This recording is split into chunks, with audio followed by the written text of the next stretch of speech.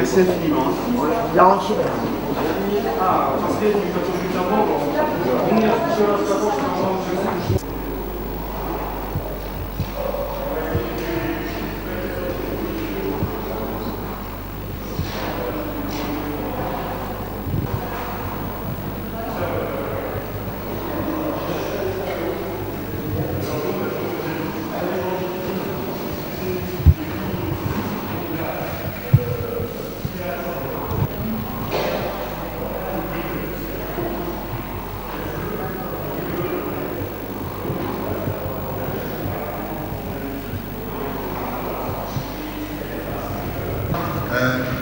Quelque chose de trivial et d'embêtant dont on entend parler quand on n'a rien d'autre à dire et qui en fait est quelque chose de fondamentalement important puisqu'il s'agit de la langue et il s'agit des cultures et des héritages et culturels et autres que peut véhiculer une langue. Aujourd'hui, aussi bien la francophonie que la russophonie ne sont pas en position, disons que ne sont pas dans les positions qu'elles ont pu connaître dans le passé. De ce fait, on a tendance à estimer qu'on est en recul total, que aussi bien pour la francophonie que pour la russophonie, c'est la débandade dans le monde. En fait, c'est peut-être plus nuancé que ça.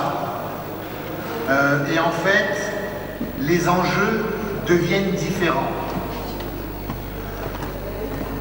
Je rappelle l'idée de ce que peut être, de ce qu'on entend par russophonie et la francophonie. Je pense que là, vous la connaissez mieux tous.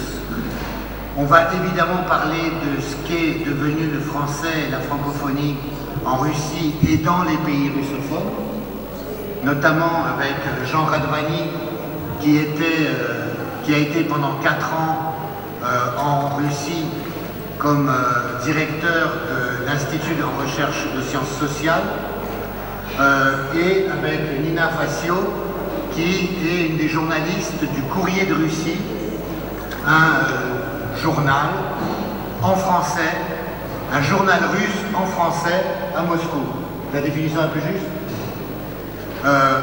qui est un sacré défi, bien évidemment, qui repose sur la volonté des gens qui l'ont fait, mais aussi sur le travail brillant de toute l'équipe qui assure la pérennité de ce journal quand même depuis longtemps. Et Nina vous expliquera tout ça.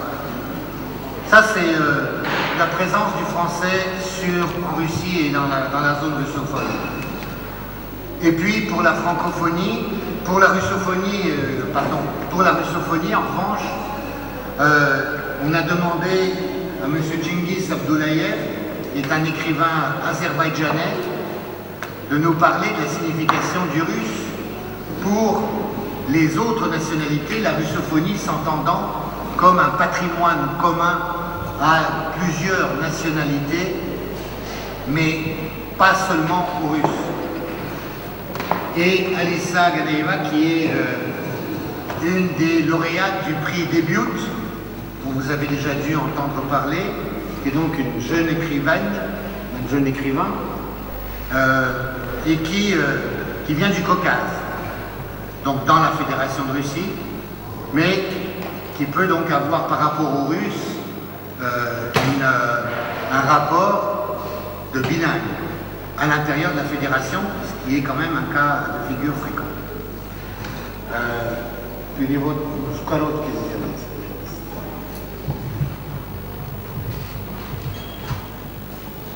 Наш сегодняшний диалог посвящен проблемам русофонии и франкофонии.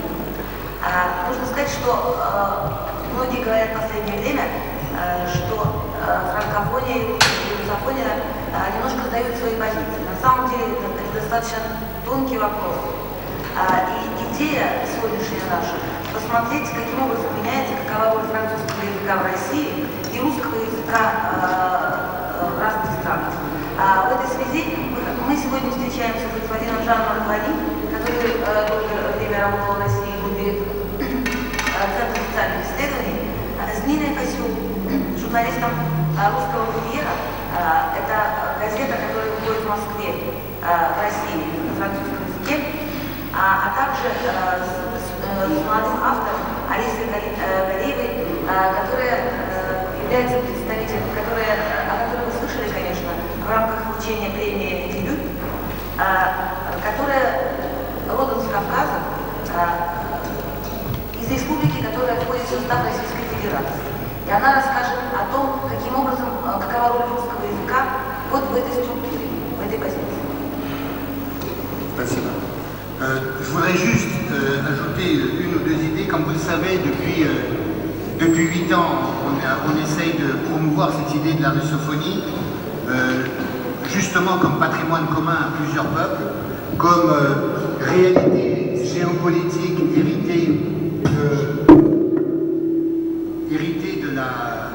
de la fin de l'URSS, après l'URSS, comme une réalité justement comme un espace culturel et linguistique alternatif dans le cadre de la globalisation, ce qui est exactement le cas de la francophonie aussi, avec des différences. Je voudrais simplement dire qu'à l'expérience et en ces 8 ans, l'idée de russophonie est assez bien comprise en dehors de la Russie et beaucoup plus modérément en Russie. Ça semble paradoxal, mais on pourra parler, voir pour quelle raison. Помимо...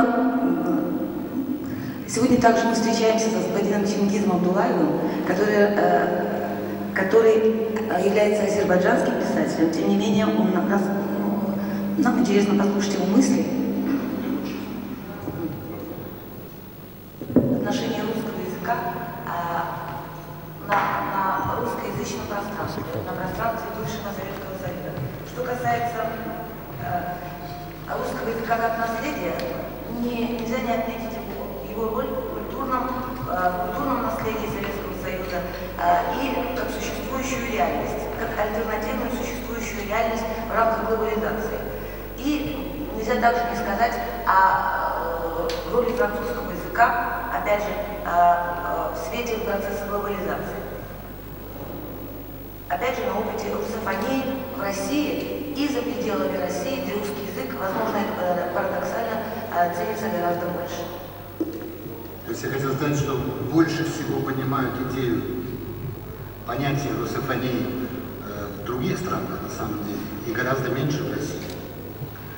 Наверное, есть на это причины, если хотите, мы об этом поговорим, это может быть одна из тем, о которой мы можем сказать. Хотел бы дать слово о франкофонии сперва дамам, конечно, так что Нина пусть начнет о французском языке в России, потом Алиса нам скажет о русском языке и русофонии, потом передадим слово и Жан Радвани, и Чингизу Абдуллаеву. Согласны? Nina, c'est à vous. À nos jeunes femmes, à notre journaliste, Madame Nina Fassou, qui va nous parler du rôle de la langue russe et du russe en général. Non, le français en Russie plutôt. Ah, français en Russie, excusez-moi. Après, on va écouter notre jeune écrivain, Alissa, qui va nous parler de la langue russe en Russie. Et après, ce sont les hommes qui vont tenir la parole.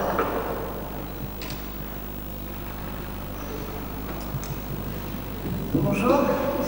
Le rôle de la langue française en Russie, je pense que c'est surtout... je vais rejoindre aussi le débat lancé. C'est qu'en fait, pourquoi véhiculer une langue, je pense, c'est surtout véhiculer une culture. C'est-à-dire que nous, on utilise le français au Corée aussi en Russie pour transmettre une culture, des valeurs russes, des histoires de russes, des histoires de vie. Et la langue française est utilisée en transmission. Et donc, ce que je veux dire par là, c'est que peut-être que le russe est pas encore trop utilisé à l'étranger pour la transmission de la culture, mais que c'est une langue qui porte avant tout une culture, et donc nous on utilise le français au Corée de Russie comme vecteur. Donc il y a déjà un intérêt assez grand des Russes pour la France, la culture française, la gastronomie française, la mode française. Il y a un amour presque aveugle des Russes pour la France, et donc un intérêt des Russes pour la langue française. C'est la troisième langue étudiée dans les écoles en Russie. Il y a évidemment une présence via les alliances françaises. Il y a 12 alliances françaises en Russie et environ 500 000, enfin ça c'est les chiffres de l'Alliance française, 500 000 apprenants russes de la langue française. Donc c'est vrai que nous on a une version papier du journal qui est distribué en Russie et qui est lu bien sûr par la communauté francophone, mais aussi par les Russes francophones qui sont nombreux et qui s'intéressent à la vision justement qu'on cherche à véhiculer en dehors de leur pays. Voilà. Après, je suis peut-être mieux placée pour parler du courrier. Le courrier de Russie, l'idée, donc c'est vraiment ce que disait Dimitri tout à l'heure, c'est que l'idée c'est d'avoir un journal russe en langue française, c'est-à-dire qu'on essaie d'avoir un point de vue issu de la presse russe. La presse russe est extrêmement riche, extrêmement critique, extrêmement intelligente et plurielle. C'est quelque chose qu'on ne sait pas. Donc le Courrier de Russie souhaite donner accès aux gens qui ne parlent pas russe à cette presse. Donc il y a une part de traduction, il y a aussi une part d'articles qui sont faits par une équipe de journalistes sur place pour rendre compte des réalités russes qui ne sont pas présentes dans les médias occidentaux. Donc je ne sais pas s'il faut peut-être... Ouais. Я бы хотела сказать о роли французского языка в России. И для нас о продвижении французского языка это прежде всего продвижение культуры для того, чтобы передать русские ценности и рассказать о русской истории. Мы используем французский язык как язык передачи, именно трансмиссии. В то же время мы не можем не сказать о том, что русский еще недостаточным образом с этой целью используется. Для нас французский язык является вектором именно для такой передачи. Надо сказать, что для передачи, опять же, информации в духе французских цен, для передачи разной информации культурного характера, культурологического характера, нельзя не сказать о том, что французский язык пользуется большой популярностью в России. Можно отметить наличие центров, культурных центров, 12 французских альянсов, в которых изучается французский язык. Если говорить о нашей газете, то «Русский курьер» – это газета на французском языке в России. Courrier de Russie. Courrier de Russie, effectivement. Надо сказать, что русская пресса очень многообразная, очень критичная, очень интеллектуальная. Мы в нашей, прежде всего, мы пишем статьи и делаем переводы, публикуя в нашей газете для тех, кто не владеет русским языком, французским языком, хотел бы знать больше информации, касающейся культуры. Et j'ajouterais juste que si on regarde les chiffres des apprenants à l'étranger de la langue russe, il y a une base d'intérêt pendant les années noires, entre guillemets, les années 90, où les stéréotypes négatifs sur la Russie étaient très nombreux, et les chiffres réaugmentent à partir des années 2000. Donc en fait ce que je veux dire c'est qu'un intérêt pour une langue va avec les stéréotypes. Un intérêt pour une culture va aussi être bloqué ou non par des stéréotypes. Donc c'est ce qu'on essaie de faire, c'est-à-dire en langue française transmettre une autre image de la Russie et essayer de casser un peu les stéréotypes, montrer quelque chose de plus proche de la réalité. Нельзя не сказать о том, о цифрах, говорящих о развитии и о воле об изучении русского языка за границей. Можно вспомнить черные, в кавычках, 90-е годы, когда были очень сильные стереотипы, касающиеся русского языка в связи с русской культурой. И эта блокировка имела место. Тем не менее, с начала 2000-х годов мы можем уже говорить о том, что меняются стереотипы, меняется имидж России, и мы надеемся на то, что больше будет желающих изучать русский язык за рубежом.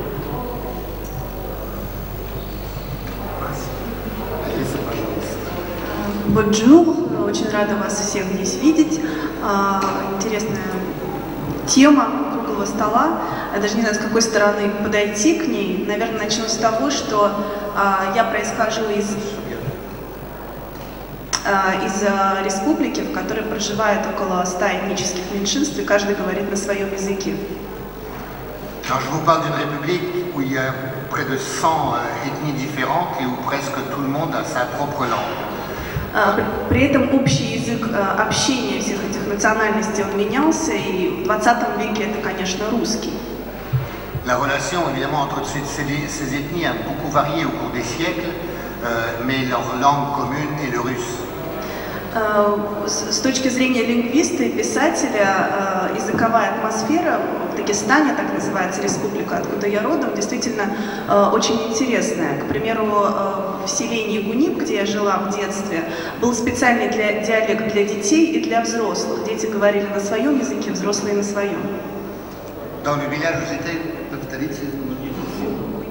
Gounip, il y avait une situation linguistique impressionnante parce que les enfants avaient leur propre dialecte et les adultes avaient leur dialecte à eux. Русский язык, на котором общаются в городах Дагестана, он тоже особенный. Я передаю этот язык в диалогах своих персонажей. Допустим, в книжке, которая называется «Салам Далгат», молодежь говорит на специфическом сленге. Dans Salam Dalgat, dans mon livre qui s'appelle Salam Dalgat, je rends compte un peu de ces dialectes en fait, de ces argots en quelque sorte de la jeunesse qui déforment à sa manière le russe commun pratiqué dans les villes du Daghestan. Например, когда я приезжаю из Москвы в Дагестан, я сама замечаю, что мимикрирую под местную языковую среду, начинаю говорить с определенным акцентом, использовать определенную лексику, даже на русском языке. Да, если я говорю в Дагестане так, как я говорю в Москве, мне тут же начинают задавать вопросы, почему ты говоришь с русским акцентом. Et par exemple, quand j'arrive au Daghestan, quand je rentre à la maison, je me mets à parler différemment de la langue que je parle à Moscou. Je me mets à utiliser des mots que je n'utilise pas à Moscou. Et si je parle comme je parle à Moscou, on me demande immanquablement, mais pourquoi est-ce que tu parles avec l'accent russe? На Кавказе вообще такое мультилингвистическое общество, и там легко вбирают, народ готов к переключению с языка на язык, поэтому там можно услышать словечки местных языков, и тюркских, и европейских, просто идя по улице. Comme c'est une société multilingue, on entend beaucoup de mélanges linguistiques en fait. Il y a des emplois de mots d'origine, par exemple turc ou de langue locale, qui se mélangent au russe. Французский язык в таком обывательском понимании, в бытовом, это, конечно, язык некоего высшего шика для россиян. Pour le français, de son côté, reste dans nos pays à l'image d'une langue très chic et très sophistiquée. Ну, в Москве, разумеется, можно встретить большое количество кондитерских ресторанов, которые называются как на французский манер, и даже в Махачкале можно насчитать, наверное, с десяток кафешек под названием «Пари». À Moscou, vous avez vu vous-même, vous savez vous-même que beaucoup notamment de restaurants ou de cafés portent des noms français ou se réfèrent à de la gastronomie française.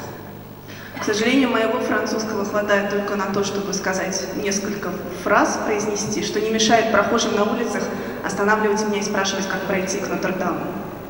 De mon côté, mon français est assez limité. ça n'empêche pas que des gens m'arrêtent dans la rue pour me demander comment aller à Notre-Dame. Я изучала французский всего год, это было очень давно, в каких-то младших классах. Да, в Дагестане. Да, в Дагестане. До сих пор помню последние 2 строчки детского стишка. J'ai étudié moi-même le français, mais pendant 1 an seulement, et dans des classes assez basses, dans les premières classes, et je ne me souviens que de 2 vers en français. J'ouvre l'œil de le réveil, bonsoir, me dit le soleil. C'est joli. Vous avez compris. Теперь другой вопрос. Теперь в Дагестане можно учить французский язык? В том же месте, где вы учили? Я учила в школе, но у нас, к сожалению, в 90-е годы с падением образовательной системы отменили обязательное изучение французского, и его начали изучать только за плату дополнительную. Но в университетах, на иностранных факультетах, конечно, его изучают. Alors j'ai posé la question qui fait mal, en l'occurrence, mais est-ce qu'aujourd'hui il est possible d'apprendre le français au Daghestan à l'endroit même où vous l'avez étudié vous à l'école? La réponse est que malheureusement aujourd'hui le français n'est plus une matière obligatoire, mais on peut l'étudier contre paiement en cours privé. En revanche, à l'université, des cours de français demeurent. Et ça, je pense que Jean Rapani nous expliquera beaucoup plus précisément. Хотите что-то прибавить? Да, можно добавить. Скажите нам о русофонии, Азербайджан, что это обозначает для авторов не, скажем, не этнически русских, если это так можно назвать, и какое значение русского языка для вас и для писателей? Спасибо. Но я должен сказать, что мы единственная страна в СНГ, чем мы, наверное, очень гордимся, которые в полной мере сохранили русский язык. У нас 18 тысяч студентов учатся на русском языке, у нас не закрыта ни одна русская школа, 270 русских школ. Наш президент, по-моему, это единственная среди всех республик, окружающих Россию, учился в Москве в МИМО и, более того, преподавал на русском языке в этом МИМО. Многие послы российские, русские, которые сейчас представляют Россию в мире, были его учениками. Он 22 года закончил МИМО и преподавал на русском языке. Но так как он владеет хорошо английским, французским, турецким, естественно, родным азербайджанским, то, конечно же, ему легче общаться и с дипломатами, и с остальными. На самом деле, это... Je fais partie d'une république où le russe a été conservé. On a conservé le russe. Il y a encore 18 000 étudiants qui étudient le russe. Qui font leurs études en russe, pardon. Qui font leurs études en russe. Il y a 270 établissements scolaires qui enseignent le russe. Et notre président a non seulement parle le russe, mais en plus a enseigné le russe, a enseigné en russe à l'Institut des relations internationales à Moscou, et parle aussi le turc, l'anglais, et a évidemment beaucoup de possibilités de contact avec les diplomates étrangers dans leur propre langue. На самом деле это надо себе представить, что очень сложно не только азербайджанцу, но вот здесь присутствует и автор из Дагестана, владеть даже 2 языками, своим родным азербайджанским и русским языком, потому что это совершенно не просто разные языки, один из индоевропейской группы, другой из алтайской группы языков, и построение даже фразы совершенно иное. En fait, dans notre cas, le bilinguisme n'est pas du tout évident puisque nous avons des langues qui sont très différentes. L'azerbaïdjanais est une langue du groupe altaïque, alors que bon, le russe est indo-européen. Et bien évidemment, les références de racines et même souvent de notions sont éloignées. Mais il n'empêche que le bilinguisme est pratiqué. И, конечно, мы гордимся, что у нас традиции русского языка были заложены еще в 19 веке, а, скажем, в 20 веке, вот для примера, один из наших писателей создал фильм, был автором сценария, который показывает всем российским и французским космонавтам перед тем, как улететь туда в небо. Фильм называется «Белое солнце пустыни», и его написал азербайджанский автор Рустам Ибрагимбеков. Alors, Nous sommes très fiers en fait que le russe se soit implanté en Azerbaïdjan dès le 19e siècle et nous sommes fiers que nous continuons à nous servir du russe et que notamment c'est un auteur azerbaïdjanais, c'est un réalisateur azerbaïdjanais qui a fait le film qu'on montre à tous les cosmonautes avant qu'ils n'effectuent leur vol spatial et qui s'appelle Le Soleil blanc du désert. C'est comme ça qu'on traduit officiellement. Il est scénariste. Le scénariste. Но я хотел бы отметить один момент, который вообще я всегда отмечаю. К сожалению, так получилось, что в мире вообще литература евроцентрична.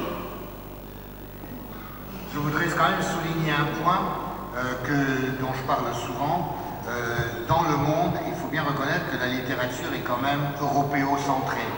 И на сегодняшний день надо говорить как раз не о том, как влияние, потому что французский язык – это язык великой литературы, и он всегда будет оставаться и, более того, переводиться, потому что у нас, например, в стране знают практически всех известных французских писателей и 19, и 20, и 21 века.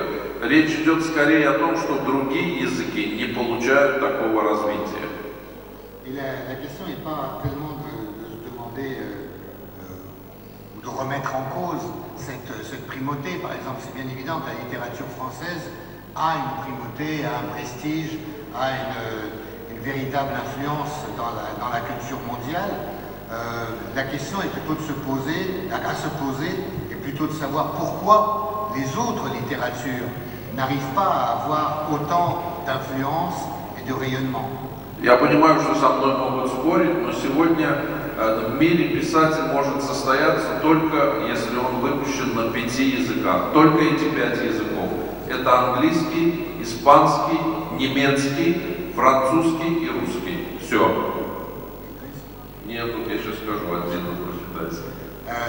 Mais il faut bien reconnaître qu'aujourd'hui, un auteur ne peut acquérir une dimension mondiale que s'il est édité dans 5 langues et 5 langues seulement. C'est le français, l'anglais, l'espagnol, l'allemand ou le russe. Да. Господин Кашко перевел не в той последовательности, как я сказал. Он первым назвал французский язык, я его понимаю. Да. Я сказал французский как раз четвертым, я в порядке убывания. Первым сказал английский. Moi j'ai cité le français en 4 et j'avais cité l'anglais en 1, mais M. Koshko n'a pas traduit exactement dans le même ordre.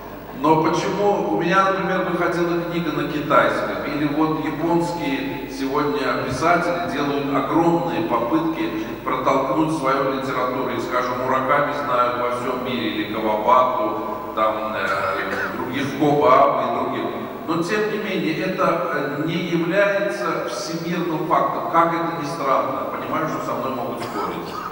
Je comprends qu'on puisse ne pas être d'accord avec moi, mais bon, regardez des auteurs japonais comme Murakami, Kobato, qui sont connus dans le monde entier, mais ils ne sont pas des auteurs mondiaux, tant qu'ils ne sont pas traduits en tout cas. T'as pas qu'à être перевели? Не потому что не перевели, полтора, я как раз все перевели на французский, английский, но 1,5 миллиарда китайцев, моя книга выходила на китайском языке, но это только успех писателя, а не успех мировой литературы. Mes livres ont été traduits en chinois. J'ai eu un succès d'auteur, mais en chinois, et seulement pour le 1,5 milliard de sinisants. Pas comme auteur de littérature mondiale. 500 миллиарда арабов или 100 с лишним миллионов турков, живущих в разных странах мира. Даже если... Il y a 100 millions de Turcs ou de turcophones vivant dans le monde. Миллиард человек, говорящих на хинди в Индии. И тем не менее... И тем не менее, да, там и английский. Но тем не менее, именно эти 5 языков, на которых состоявшийся писатель может считать себя мировым писателем, успешным писателем. Mais il n'y a que quand l'auteur écrit dans ces 5 langues, ou est traduit dans ces 5 langues, et à partir de ces langues, que l'écrivain peut se considérer comme un écrivain mondial. Что касается русского языка, то турецкие султаны, наверное, в гробу переворачиваются, потому что весь Стамбул говорит только по-русски. Что касается русского языка, то турецкие султаны, наверное, переворачиваются в гробу, потому что весь Стамбул говорит по-русски. Bon, les sultans du califat d'Istanbul doivent se retourner dans leur tombe parce qu'aujourd'hui, tout Istanbul parle russe. В Германии, например, уже просто немецкий язык, по-моему, третий язык. Там первые два языка — это русский и турецкий. En Allemagne, le russe et le turc sont quasiment les premières langues. Конечно, это некоторые преувеличения, но повторяю, Орхан Памук, Нобелевский лауреат по литературе, мне рассказывал, что пока его не перевели на французский, а потом на английский, никто, ни один человек в мире его не признавал. Орхан Памук. Orhan Pamuk, donc prix Nobel, m'a raconté que tant qu'il n'avait pas été traduit en français et en anglais, французский, английский, да. Именно французский первый, да. Eh bien, il n'était pas connu, on ne pouvait pas le considérer comme un auteur mondial. Еще приведу пример. Два исландских нобелевских лауреата, Олавюр Сигурдсон и Халладор Лакснес, пока их не перевели на английский язык, как бы они гениально не писали, их никто в мире не знал. Je ne répéterai pas les noms des auteurs, sinon on trouvera un problème. Mais donc eux aussi, tant qu'ils ont pris Nobel également, tant qu'ils n'ont pas été traduits en anglais, ils n'ont pas été connus, ils n'ont pas eu une dimension mondiale. Это вообще проблема современного мира, проблема коммуникации. После того, как английский язык утвердился в интернете, стало понятно, что в мире существуют некие приоритетные языки, на которых должен обязательно издаваться писатель. Depuis que l'anglais s'est imposé dans Internet, et que au niveau mondial, il y a un certain nombre de langues de réelle communication, pour qu'un écrivain s'impose au niveau mondial, il faut qu'il soit dans ces 5 langues. И последнее. Мне лично очень стыдно, что я не знаю французского языка. Я говорю на 6 языках, но вот не знаю французского. J'ai très honte de ne pas savoir le français. Je parle 6 langues, mais pas le français. Хотя говорят, что с женщиной надо говорить только по-французски. Parce qu'avec des femmes, il faut parler que français. Ну, это сказал французский сатирик Данинос. Он сказал с джентльменом по-английски, петь на итальянском, поэзию на фарси, прозу на русском. Прошу прощения, но он сказал не я. А с лошадью или с собакой говорит на немецком. Это он сказал. Это его слова. Но вы все-таки пишете по-русски. Конечно. Только потому что иначе не получится. Oui, Chingiz Abdulaev écrit quand même en russe. C'est effectivement l'une des 5 langues, et ça me paraît être un des éléments importants de la russophonie. Я даже не могу переводить свои книги на свой родной язык, потому что это делают переводчики.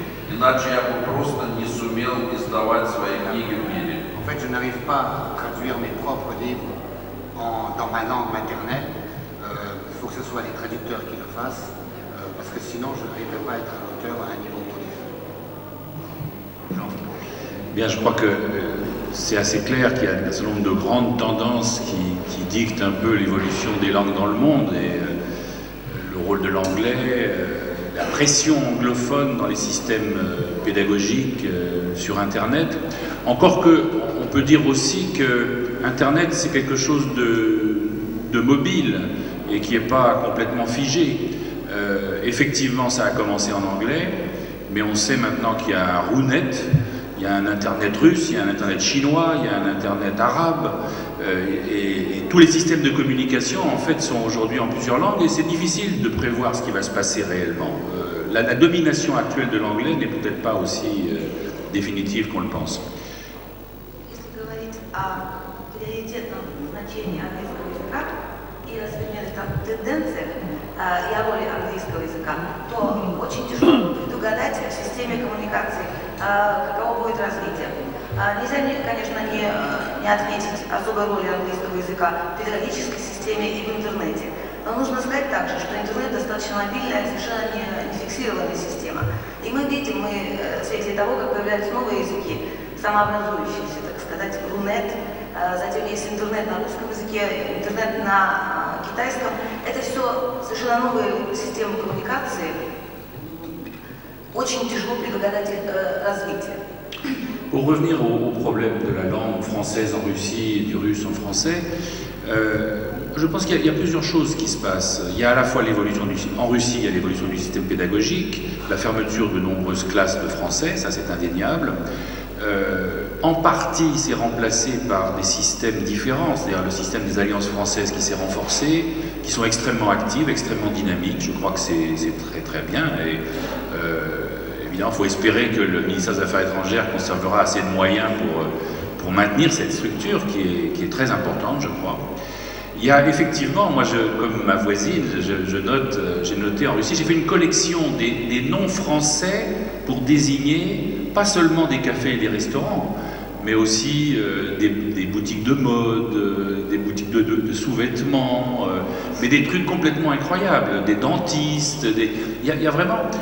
c'est fascinant à quel point le français est utilisé parce que justement en Russie la culture française a longtemps été dominante à la cour et importante dans toutes sortes de situations, et donc il reste cette culture aimée, il y a une francophilie au-delà de la francophonie, et qu'on retrouve donc parfois de façon très très étonnante, y compris dans les petites villes, pour désigner toutes sortes de choses, même si les gens ne savent pas exactement ce que ça veut dire. Enfin, c'est assez étrange.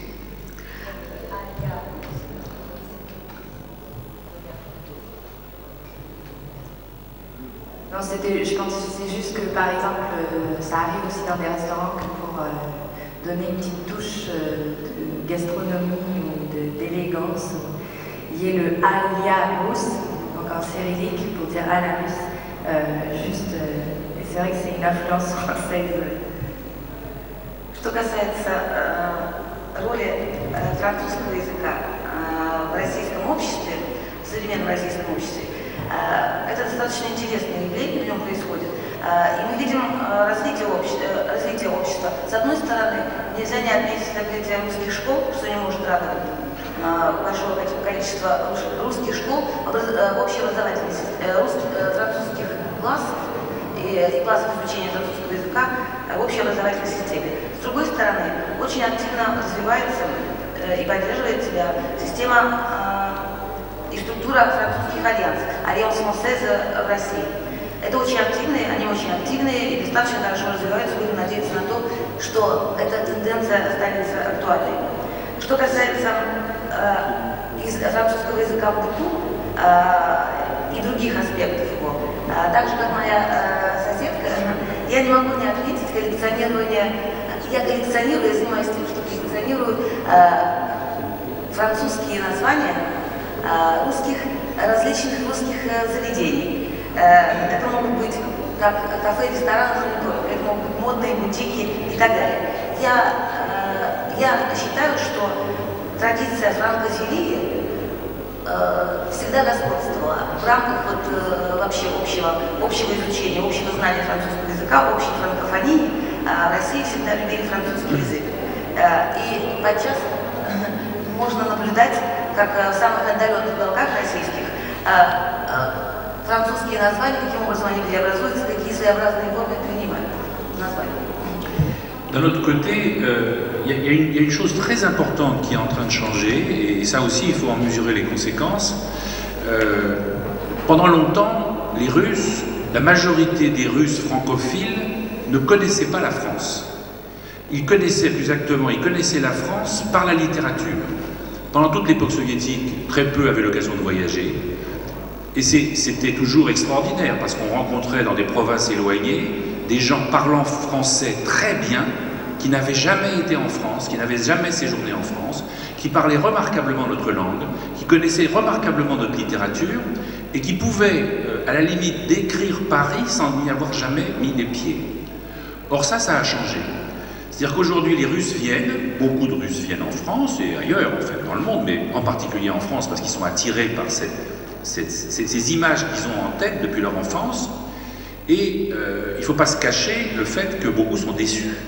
C'est-à-dire qu'ils ne sont pas déçus par la ville de Paris, ou par les monuments. Les monuments sont à leur place, les musées sont à leur place, les rues sont à leur place, sauf que le Paris, la société, la population, tout ça, ce qu'ils rencontrent ne colle pas avec l'image préconçue qu'ils en avaient.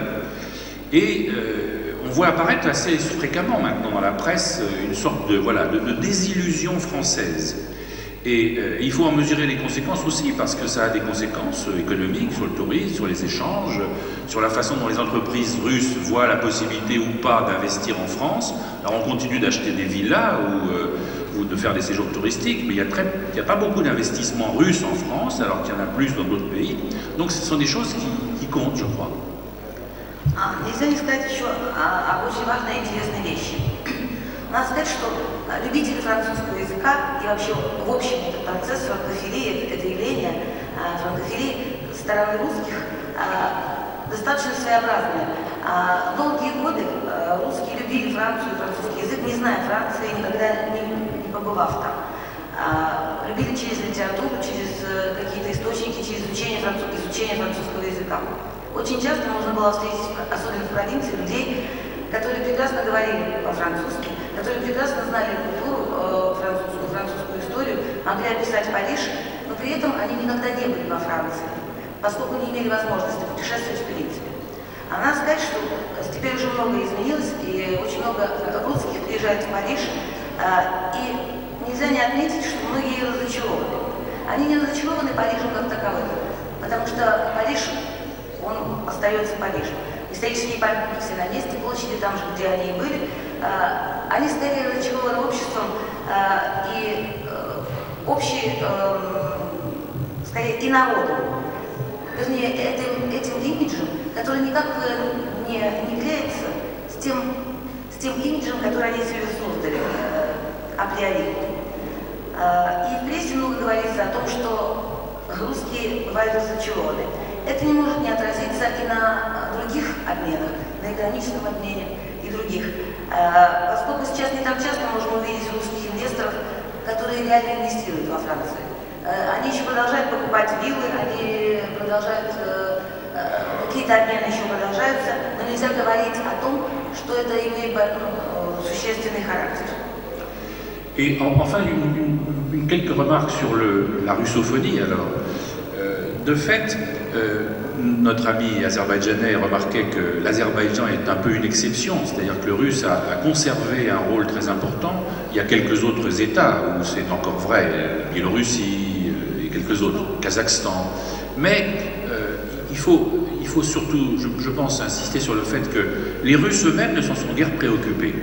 Pendant 10 ou 15 ans, à la suite de la chute de l'URSS, au fond, les Russes, les autorités russes, les administrations que ça aurait dû concerner, ministère de la Culture, ministère des Affaires étrangères, etc., russes, ne se sont pas trop préoccupés de ça. Comme si c'était évident que le russe allait conserver ses acquis politiques, culturels, linguistiques. Or, c'est pas comme ça que ça se passe dans le monde. Et on s'est rendu compte que peu à peu, l'influence du russe, la place du russe, y compris dans des États anciennes républiques soviétiques, était en train de s'effacer. En Ukraine, en Géorgie, en Arménie et ailleurs, et même en Asie centrale. Tout simplement parce qu'il y avait de moins en moins de Russes, de moins en moins de locuteurs, de moins en moins d'écoles. Les ambassades, etc., ne faisaient pas grand-chose pour diffuser la culture russe, et il n'y avait pas grand-chose qui se passait. Ça a changé il y a quelques années déjà. C'est-à-dire que tout le nouveau discours russe sur le soft power, ils se sont rendus compte, effectivement, qu'il y avait là un problème d'influence, un problème d'image, et qu'il fallait qu'ils révisent cette situation. Alors ils ne sont pas très adroits, je dirais. La façon dont s'exerce le soft power russe pour l'instant est assez maladroite, mais en tout cas, il y a cette préoccupation. Et on peut penser qu'ils vont y consacrer quelques moyens. Et il faut espérer que ça aura quelque effet. Продолжая мою мысль о русофонии, я бы хотела сослаться на слова Чингиза Абдулаева, который говорил о таком позитивном факторе, как не уменьшающаяся роль русского языка в Азербайджане. Можно привести пример некоторых других стран на постсоветском пространстве, Белоруссию и Казахстан. Но это не является, однако, так сказать, общим правилом. И я не могу не вспомнить, что сразу после падения Советского Союза, после раскола Советского Союза, сами русские первые 10-15 лет, сами русские не очень занимались поддержанием роли и имиджа русского языка уже, так сказать, на завоеванном пространстве. Администрации, это было на административном государственном уровне, то есть никакие демарши не предпринимали. Как будто бы, полагаю, вероятно, что это и так очевидно, то есть приоритетная роль русского языка на пространстве, на постсоветском пространстве, в лингвистическом аспекте, культурном, образовательном, что она и так очевидна. Однако жизнь показала, что русский язык начал уступать в своей позиции. Это можно увидеть в Украине, в Армении, в Грузии, в Средней Азии, поскольку чисто практически становится меньше собеседников, и на русском становится меньше русских, и на русском меньше говорят, и влияние русского языка стало уменьшаться. Надо отметить все-таки, что последние годы русские власти России, администрации России начали осознавать положение вещей актуальное и начали задумываться о том, как вернуть роль русского языка и его влияние.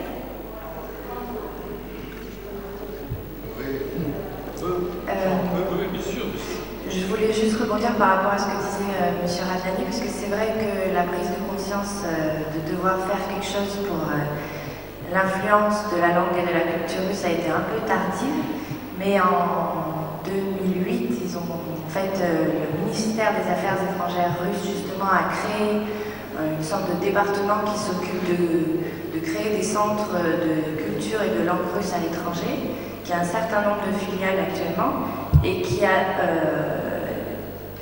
l'équivalent de ce qu'ils ont dépensé entre 2008 et 2013 pour ce faire va être alloué juste pour l'année 2014. C'est 9 milliards de roubles, donc ça veut dire qu'ils sont vraiment en train de se bouger et que le 5 novembre dernier, donc en 2013, ils ont créé un centre, un conseil pour la langue russe au niveau fédéral qui est un peu l'équivalent des instituts Goethe, par exemple, pour l'Allemagne, et qui, pareil, dont le but est de créer des centres de formation et d'accompagnement pour la culture et la langue russe.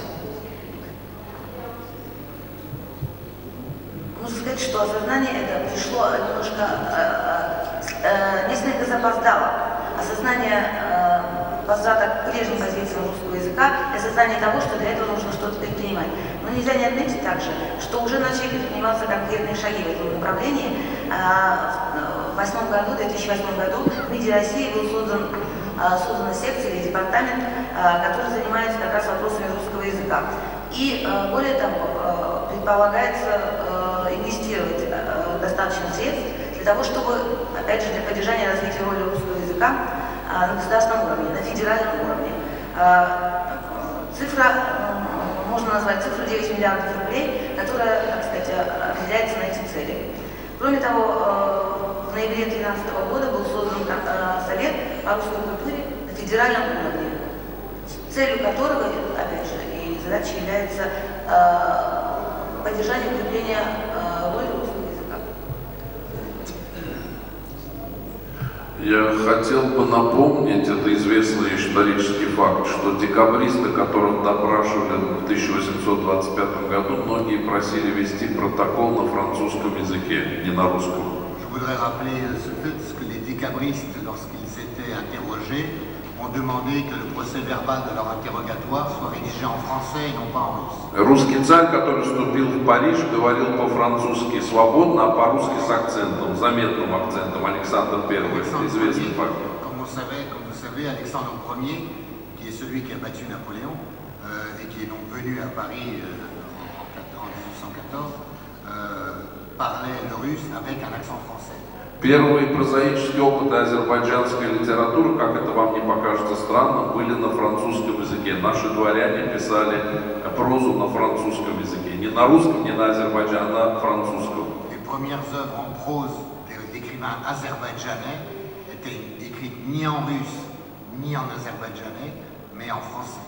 Посмотрите, какой путь проделал французский язык. Ведь стоящий памятник королю, самому известному английскому королю Ричарду Львиного Сердца перед Вестминстером, этот король не знал ни одного слова по-английски, он говорил только на французском. Richard Cœur de Lion, dont le monument est devant Westminster à Londres, vous connaissez tous, ne parlait que le français. Мне вообще кажется, что 1000 лет схватка между немцами и французами еще было из-за преобладания вот этого культурного ареала. Две страны все время сходились, еще пытаясь доказать свое место главенствующее в Европе. Il me semble que la rivalité franco-allemande, germanique, est due notamment à cette querelle linguistique pour essayer d'imposer sa langue au niveau européen. Раньше в дипломатических паспортах, он у меня сейчас в кармане, написали только по-французски. Это был язык дипломатов. Avant, les passeports diplomatiques chez nous n'étaient rédigés que en français. Сейчас перешли на английский. Maintenant, c'est écrit en anglais. Но все равно Франция при всем, что бы ни случилось за эти 1000 лет, сохраняет свои позиции благодаря своей великой литературе. Mais la France, malgré tout ce qui peut arriver, conserve quand même ses positions, notamment grâce à sa littérature. Прежде всего, литература определяет язык и его продвижение в мире. C'est d'abord la littérature qui détermine la place d'une langue dans le monde. Я приведу вам пример империи, которая существовала 500 лет и занимала половину мира, половину цивилизованного мира, Европы, во всяком случае, Османской империи. Je vais vous citer l'exemple de l'Empire ottoman qui a quand même duré 500 ans et qui occupait une bonne partie de l'Europe aussi. Там не было создано ничего, потому что турецкие султаны говорили официально на арабском языке, это язык Корана, писали стихи на фарси, а рабы, янычары и слуги, воины, говорили на турецком. Турецкий считался языком воинов, рабов и янычар. Et on peut dire que en fait, il n'est pas resté grand-chose justement de l'Empire ottoman parce que les sultans parlaient arabe, les poètes écrivaient en farsi et c'est le bas peuple ou les esclaves qui parlaient le turc et donc le turc était considéré comme la langue des pauvres. Но в той же России создавалась литература на русском языке великими русскими писателями. И благодаря этому русский язык развился не только в самой России, но под влиянием его развивались и все национальные литературы. Alors qu'en Russie, même si les tsars parlaient avec un accent français, il y avait des écrivains qui eux écrivaient en russe et qui ont garanti la pérennité du russe qui est resté et qui s'est implanté dans le pays. Мне вообще кажется, что надо больше думать о том, как переводить французско-русский друг друга, чем говорить о том, что у них ареал сужается. Я все-таки думаю, сужается. Il faut réfléchir beaucoup plus à la façon de se traduire mutuellement entre russophones et francophones, plutôt que de se lamenter sur le fait que nos aires d'existence se rétrécissent sans arrêt. Я абсолютно согласен, что в 90-е годы был провал, такой дикий провал. C'est vrai que dans les années 90, il y a eu une chute terrible. Но русская литература, в которой есть Чехов, Достоевский, Толстой, всегда будут люди, которые захотят прочесть на языке оригинала. Mais une littérature qui compte dans ses rangs des Tchekhov, des Tolstoï, des Dostoïevski, les gens auront toujours envie de les lire dans l'original. Точно так же, как и французскую литературу. Гюго, Дюма, Бальзака, Камю, Сартра, Доде, Флабера захотят читать на французском. Спасибо. Merci. Я тут хотела заметить, что русская классика, конечно, писалась на русском, но стоит открыть роман «Война и мир», и можно увидеть, что половина диалогов писалась на французском. Certes, la littérature russe s'écrivait en russe, mais enfin, si vous ouvrez Guerre et paix, vous verrez que le tiers du livre est écrit en français. И в каждом классическом русском произведении есть хотя бы одна французская фраза. Et dans toute œuvre russe, littéraire russe, il y a au moins une phrase en français. Vache Christ. Надо обязательно. Я подумаю об этом. Il va falloir que j'en ajoute, oui, parce que j'ai demandé, et dans les vôtres, il y en a. Je voudrais rajouter quelque chose en rebondissant un peu sur ce qu'a dit Jean Radvani à propos effectivement de la nouvelle, enfin de la politique qui est effectivement de ressaisissement des autorités russes à propos du russe. Alors c'est vrai, et nous devons en partie l'existence des journées du livre russe à l'aide que nous apporte la Fondation Ruski Mir, comme je l'avais dit à l'ouverture. C'est beaucoup moins que ce que peut apporter la Fondation Yeltsin, mais il n'empêche que c'est quelque chose qui compte.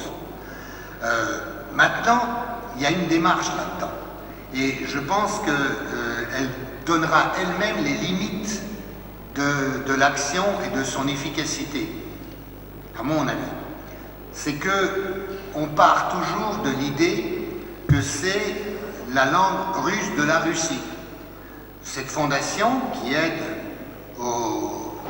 à la diffusion du russe, à l'existence du russe dans le monde, il s'appelle Ruski Mir, c'est-à-dire le monde russe. Mais il y a tout un monde qui parlait le russe, ou qui parle encore le russe, mais qui n'est pas russe, et qui ne veut pas forcément l'être, mais qui veut bien garder le russe comme langue commune, comme l'a dit très bien M. Cengiz Abdullayev. C'est une des langues qui compte pour être un auteur mondial, pour pouvoir communiquer, pour que M. Cengiz Abdullayev ici puisse être compris, pour qu'on puisse communiquer. L'année dernière, on avait les auteurs d'Asie centrale, rappelez-vous. Est-ce que vous croyez qu'on aurait pu les traduire en turkmène, en ouzbek ou en tadjik? C'était impossible. C'est grâce aux Russes que nous avons pu communiquer, que vous avez pu les rencontrer, qu'on a pu discuter. Donc c'est de ce point de vue-là que nous, on parle de russophonie. Évidemment par effet miroir par rapport à la francophonie, mais en admettant bien que c'est un patrimoine commun qui est aujourd'hui une langue qui appartient à plusieurs nationalités, qui n'est pas forcément que russe. Et ça, pour les Russes, c'est quelque chose qui est très difficile. Je ne dirais pas à admettre, il n'y a pas d'histoire d'hostilité là-dedans. Il y a un malaise. Il y a un malaise parce que peut-être se référant à des phrases comme celle de Mandelstam, Moy язык, moya rodina, on se dit que le russe, c'est l'identité nationale, l'élément essentiel de l'identité nationale. Or, le problème de l'identité nationale en Russie, à mon avis, il est loin d'être réglé. Et donc, peut-être que cette question linguistique en fait partie. В 90-х годах, безусловно, да, существует. Благодаря этому существует фонд «Русский мир», и благодаря этому наши дни русской книги в том числе могут существовать, потому что «Русский мир» нам помогает. Меньше, гораздо меньше, чем фонд Ельцина, но все же помогает. Но можно сказать, что подход, идея, которая за этим стоит, это все-таки идея русского языка как язык России, как русский мир. Фонд называется «Русский мир».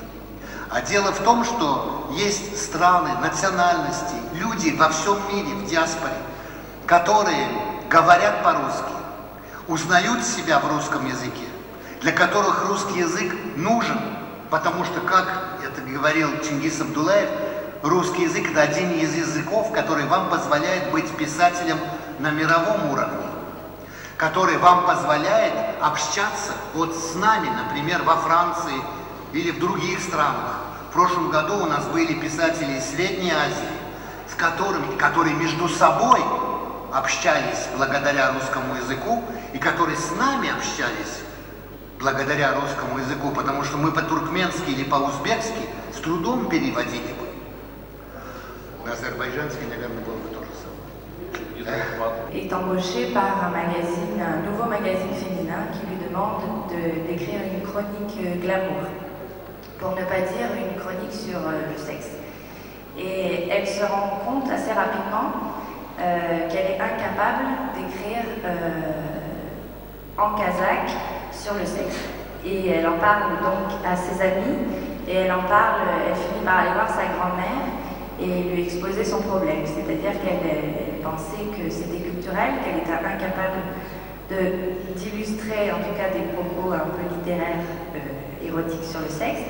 Et elle se rend compte, en discutant avec sa grand-mère, que en fait c'est parce que tous les mots lui viennent en russe. Et que pour parler de sexe entre kazakhs, ils utilisent le russe. Voilà, c'était une histoire très touchante, un article qu'on avait traduit et que je vous amène à lire si ça vous intéresse. хотела сказать две истории, два забавных случая жизненных. В парижском метро я встретила молодого человека. Один молодой человек спросил у меня дорогу. Я пыталась ему объяснить на французском, он не понял. На английском нам тоже не удалось объяснить, он не понимал. Выяснилось, что он киргиз, и мы сумели с ним объясниться и пообщаться по-русски. Он был чрезвычайно рад встретить человека, который говорит с ним на одном языке. Другая история немножко в обратном смысле. Юная журналистка, молодая журналистка казахская, которой было дано задание написать статью гламурную, как было сказано, на самом деле завуалирована главу, статью, которая касалась секса, вопросов секса. Она пыталась это сделать по-казахски и столкнулась с тем, что о сексе на казахском она писать не может, ей не приходит ни одно слово на казахском. Этой своей проблемой она поделилась со своей бабушкой. И, значит, и та, вероятно, ей помогла. Потому что она отдала себе отчет в том, что о сексе она может, так сказать, думать и говорить только на русском языке. У нас один автор переводил свою книгу с русского на азербайджанский. Он владел блестяще двумя языками. Он не сумел свою книгу перевести и заново ее написал. Переводчики приходят часто ко мне и спрашивают, как, например, перевести слово «свингерство». В восточном языке это дикое, неслыханное оскорбление, как это меняться женами. Свингерство в Европе нормально свингерство, а вот в восточном языке это перевести нельзя. Или слово «сутенер» это неслыханное ругательство. Мне кажется, что вот господин Кашко говорил, в России период становления пока идет. Вот Франция или Англия, они сумели поделиться своими языками. И алжирские писатели или канадские, пишущие на французском, это тоже достояние французской литературы. Мне кажется, так будет все-таки и в России. И Чингиз Айтматов, и Алжир Сулейменов, и Булат Акуджава, они все будут рано или поздно понимать, что они в том числе и пропагандировали русский язык. Спасибо. Oui, du coup, oui. Monsieur Чингиз Айтматов, citant justement Чингиз Айтматов, Булат Акуджава et d'autres, estime justement qu'un jour les Russes comprendront effectivement qu'il faut qu'ils fassent comme les Français et les Anglais et qu'ils partagent leur langue et que ce sera la meilleure garantie pour que le russe reste une langue mondiale. Merci à vous, on est désolé, on a débordé le temps, on doit laisser la place aux autres, on ne peut malheureusement pas laisser la salle.